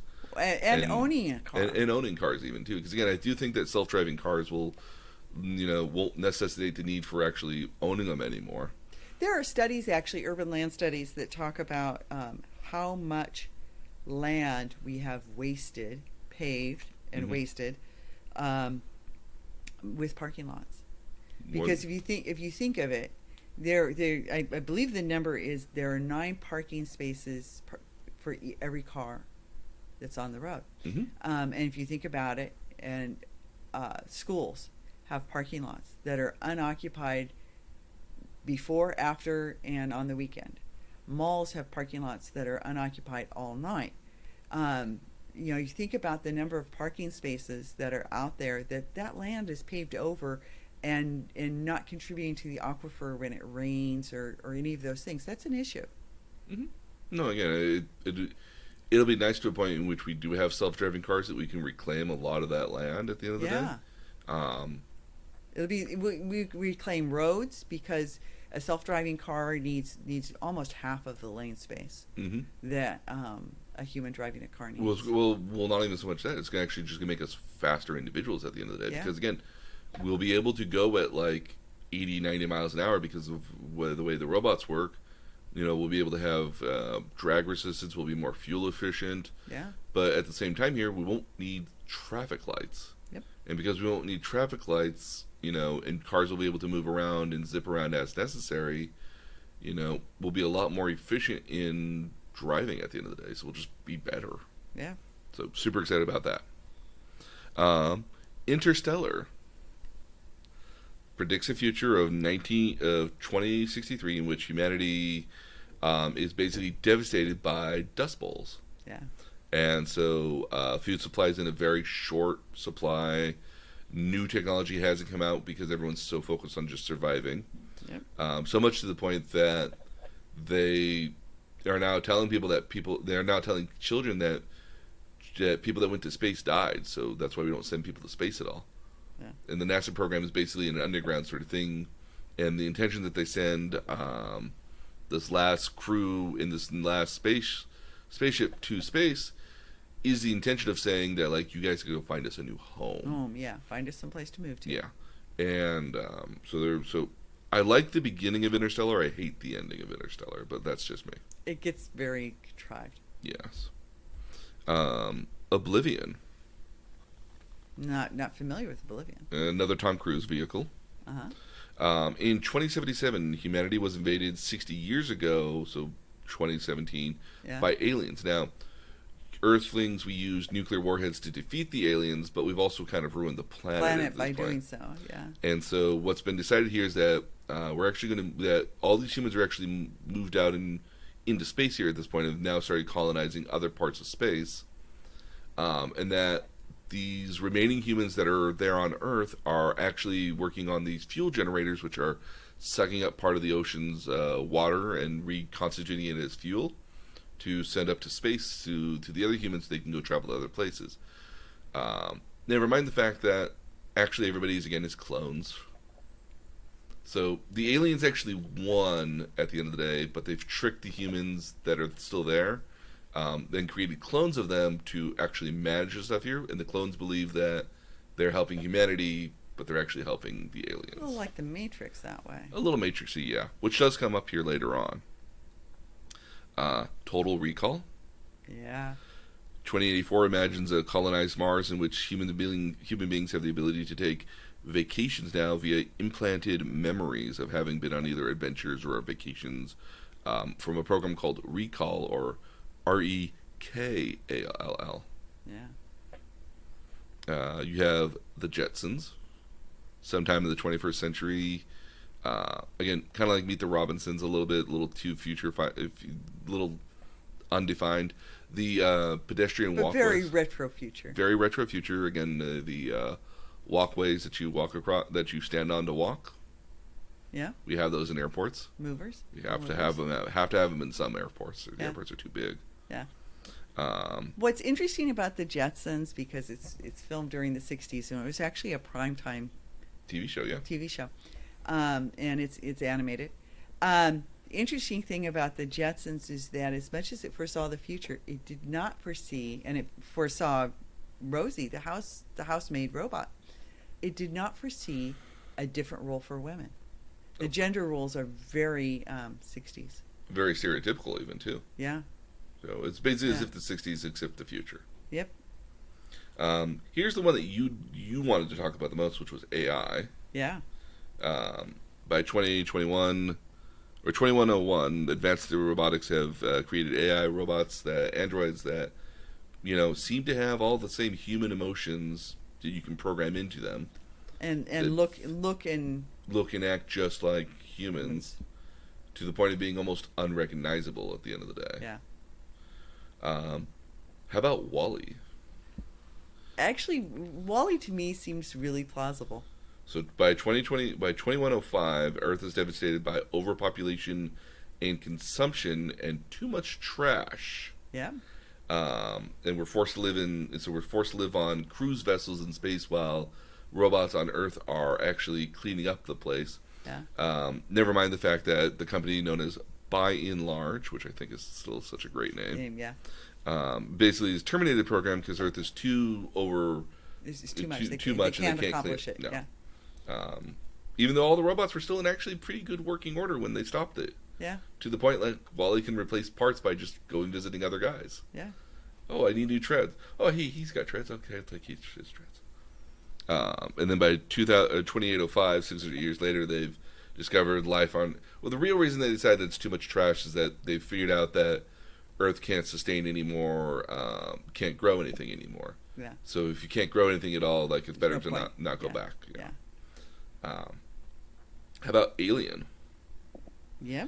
2122, space transportation is typical interstellar travel, and the Nostromo is returning back from space back to Earth, and when it finds a distress call and has a very unsatisfactory ending for a majority of its crew. Also, synthetic androids as well. Yeah. Very, very big there. How about The Black Hole? Yeah. This was a Disney movie here, which I have not actually seen to this day. I've never seen The Black Hole, although I've seen clips of it. I'm here. aware of it. Yeah. So basically, in the future here, interstellar space travel is commonplace, and there's a ship that's hanging out right by a black hole. Now, black holes are these vortexes of gravity that basically suck you in. And we verified them. They're real. Yeah. Nobody knows what happens when you get near a black hole, theoretically. What happens? It's thought to have its own gravity field. Mm-hmm. That sucks you into it. It's a vortex. Mm-hmm. So, and they have various types of robots on there as well, and advanced AI. Vincent is a big one.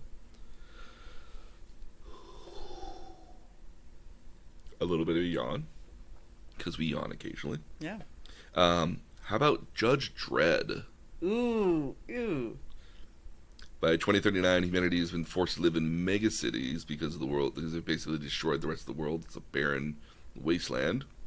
And in these new cities, with all the crime and stuff that's going on with them, they've replaced the old police state with a new police state known as the judges, which are basically judge, jury, and executioner all at the same time. Then we get to the Matrix. Yes. So the big thing with the Matrix here is that by the late 20th century, 2050s is what they say it is. Yeah. We've built robots that can do our work for us. So constructing buildings, all this other stuff. We've built them in our own image. And the robots have gained sentience, though. Yeah. And as a result of gaining sentience, they've asked for us not to try to kill them. Yeah. Which is a little bit of a tinge on current events here as well. And they revolt, and the way the humans decide that they are going to stop the robots, because they're all powered by solar energy, is that they blot out the sun with dark clouds. And as a result, the robots here decide, well, you know what? Now that we've taken over humanity, we're going to put you all in pods, and we're going to use you guys as battery sources now. Yeah. So we got humans who are harvested like crops. Everybody's in a tube. It's not fun. They live an imaginary life. Mm-hmm. That's not real, although based Yeah. off of like early 20th century. Yeah. I so wanted one of those phones that kind of Yeah. But then I looked at it, and now I look at it now, and I was like, I was such a child. Yes. Okay. How about The Fifth Element? That was actually on TV the other day. In repeats, typically, yeah. By 2263, the future's got interstellar travel. We've met all sorts of different aliens. We've got flying cars. I think it's probably the more likely version of the future at a certain point, because I think it's a lot more realistic. There's a lot of homages to like lots of garbage and trash everywhere on Earth, and Earth is not a pretty place. no, it's not. Very large, over militaristic sort of world out there. Very interesting in that particular respect. How about we go back in time a little bit? We go to a movie called, and I don't know, Zardoz. Zardoz. So, and I had to take this a little bit from Wikipedia, so I apologize Yeah. here. So by 2293, following a nanite plague that's left most of the world uninhabitable, the human population is divided into immortal Eternals and mortal Brutals. Yeah. The Brutals live in an irradiated wasteland, growing food for the Eternals, who live apart in the vortex, leading a luxurious but aimless existence on the grounds of country estates. A life with no purpose. The connection between the two groups is through a brutal exterminators who kill and terrorize other brutals at the orders of a huge flying stone head called Zardoz, which supplies them with weapons in exchange for food they collect. Yep. It's an interesting version. How about Logan's Run? That's an oldie but goodie. So by 2274, the remaining humanization lives in geodesic domes that are kind of like utopias. Yep. Everything is given to them. They live a very, I guess, a hedonistic lifestyle. Hedonistic, yeah. But to prevent overpopulation, they go through a process known as Carolus, or renewing. Yeah. And at the age of 30, which is actually just killing them. Yep. So. Yeah. So you live to what would have been childbearing age Mm-hmm. at that point. And then you just Off. poof. Yeah. And so what you have here is some residents who don't accept their future and become runners. And there's a team known as Sandmen, which are outfitted in all black uniforms, which are sent to track down these people who are runners and Yeah. stop them from living. Yeah. Dun dun dun. Yeah. Another one. 30 is so young. Very true. How about Starship Troopers? I remember taking you and a group of friends for your birthday to Starship Troopers, not realizing you were 13, 14, not realizing there was nudity in it, and afraid that other parents would find out. Yeah, but we weren't going to talk. Well, thankfully you didn't. I didn't get in No. trouble, but I would have had I known. Yeah. Yeah. Did you know before? Because I think No. I think it was your birthday. Yeah, we went for my birthday. I don't. We wanted to go watch it because they had aliens that you blew up that looked like bugs. Yeah.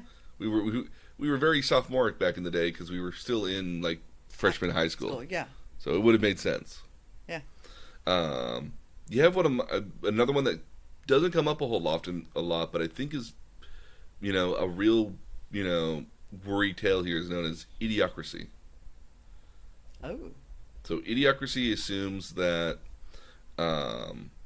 that in the future here, the way technology has kind of progressed here, or at least the people who have progressed, keep getting dumber and dumber. And the rationale for why people keep getting dumber and dumber is that the smart people don't procreate as much. They only procreate like 1 or 2 children at most. Yeah. As opposed to the really dumb people over procreate. So they keep, they have multiple children. Right.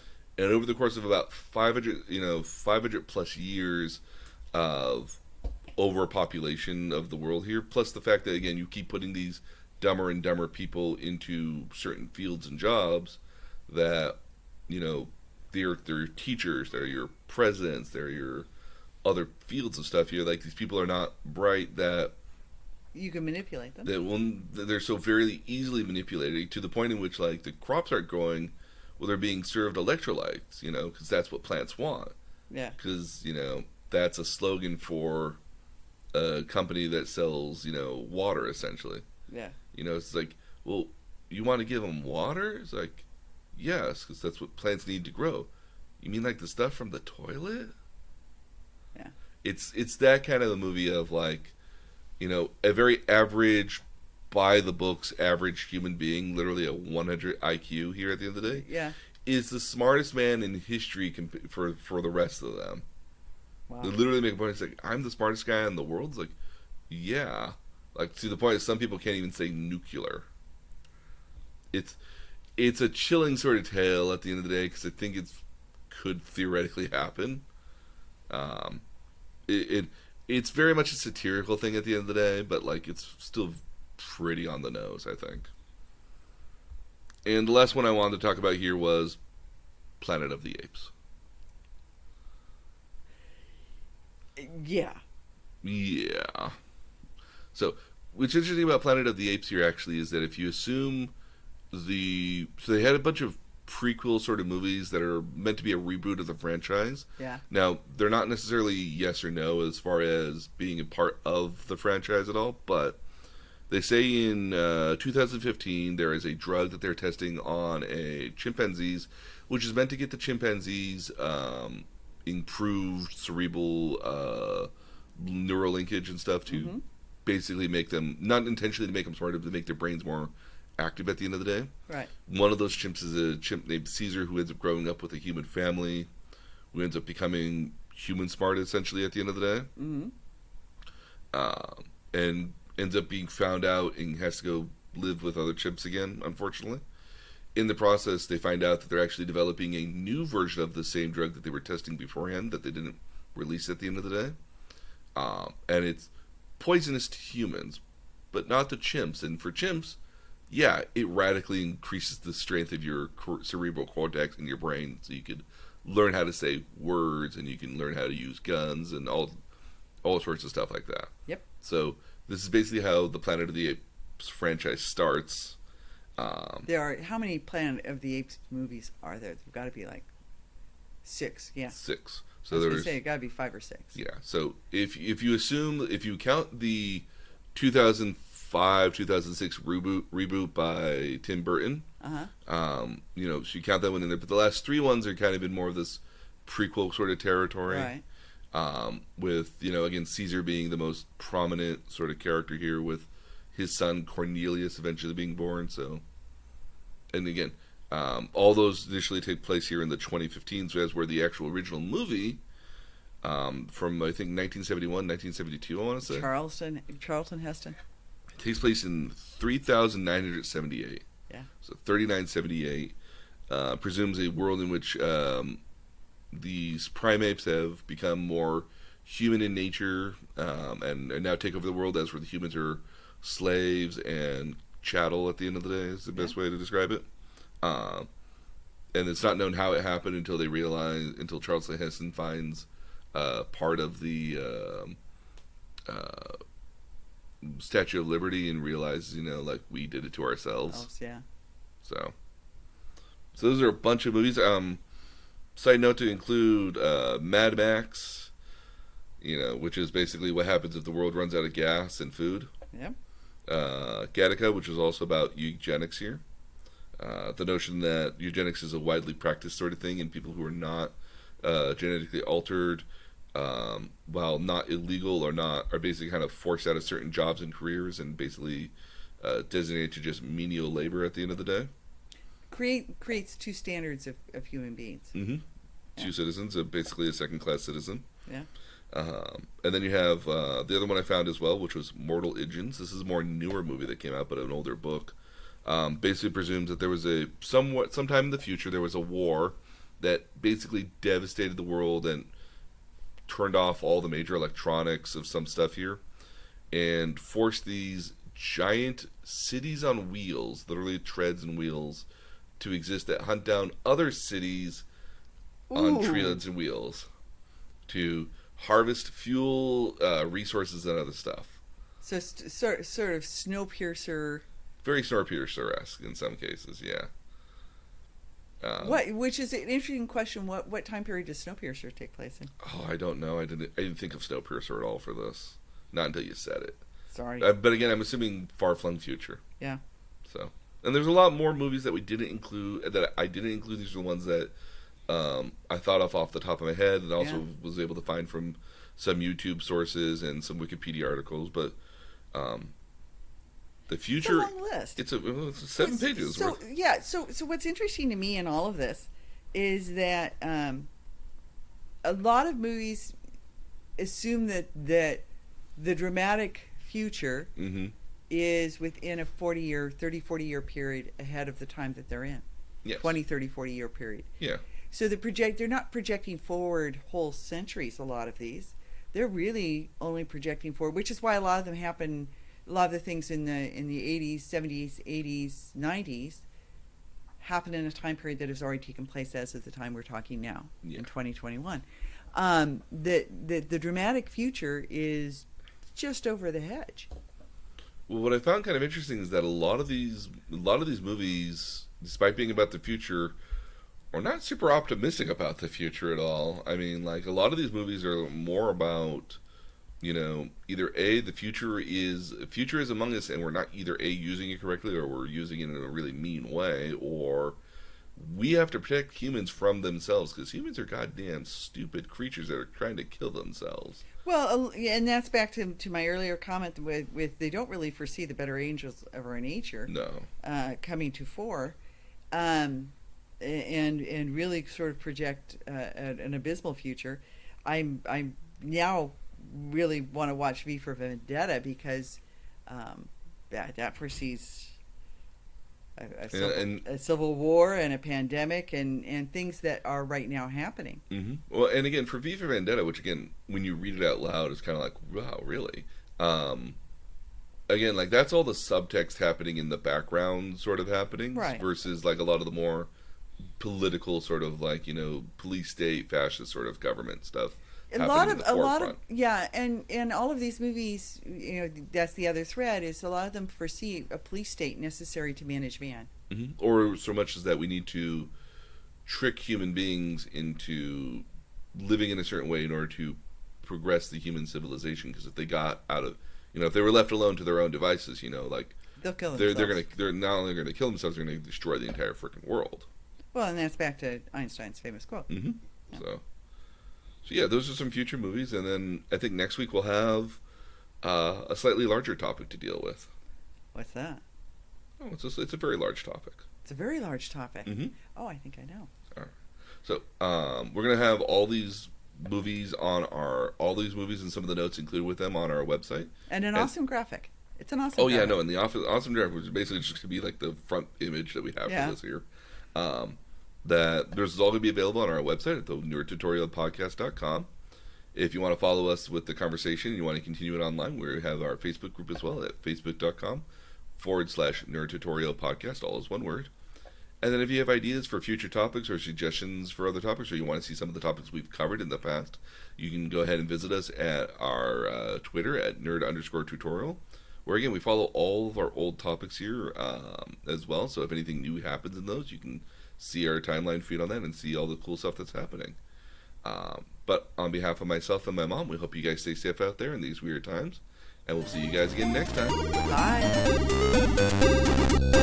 Bye.